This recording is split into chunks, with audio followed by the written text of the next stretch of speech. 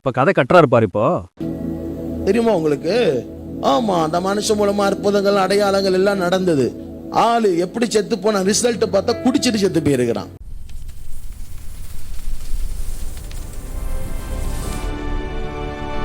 இது Abraham Charles. எப்பா இந்த ஸ்டேட்மெண்ட்டை நான் இது வரைக்கும் எங்கேயுமே கேட்டதில்லப்பா. இவருக்கு ஸ்பெஷலா வந்து சொன்னாங்க. அதனாலதான் இவர் கதை கட்டுறதுனாலதான் தைரியமா இவரால பேர் சொல்ல முடியாது. பேசுறவன் பேசிக்கிட்டே தான் இருப்பான். இயேசுவையே பேசினா நம்மள பேசலனாதான் பிரச்சனை. ஆமீன் சொல்லுங்க. ஆனா உன்னை இயேசுவோட கம்பேர் பண்றது பாரு. இயேசுவோட கம்பேர் பண்ற அளவுக்கு என்னப்பா சென்றார பண்ணாரு? அந்த இயேசுவை சொல்லப்பா. வேற ஒரு இயேசு. ஓ, அவரு பண்ணுவாருப்பா. அவர் எல்லாத்தையுமே பண்ணுவாரு. மாடு மேய்ப்பாரு, அந்த மாதிரி வந்து தள்ளுவாரு, எல்லாம் பண்ணுவாரு. எல்லாம் பண்ணுவாரு. Okay okay, correct correct.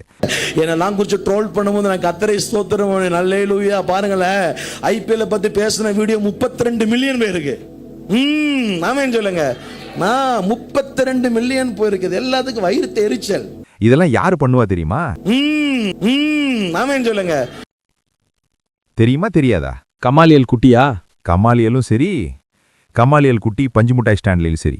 அவங்களெல்லாம் பார்த்துட்டு அவங்களெல்லாம் கடவுள் நினைச்சு அவங்கள மாதிரி ஊழியம் பண்ணி இவர் வந்திருக்காரு. இவர் சப்சிடி வந்துட்டாரு. இவர் வந்து ஐபிஎல்லை பத்தி பேசி பிரபலம் ஆயிட்டாரு. பேர் சொல்லாம யாரோ கதறி இருக்காருல்ல, அதனால பிரபலம் ஆயிட்டாரா?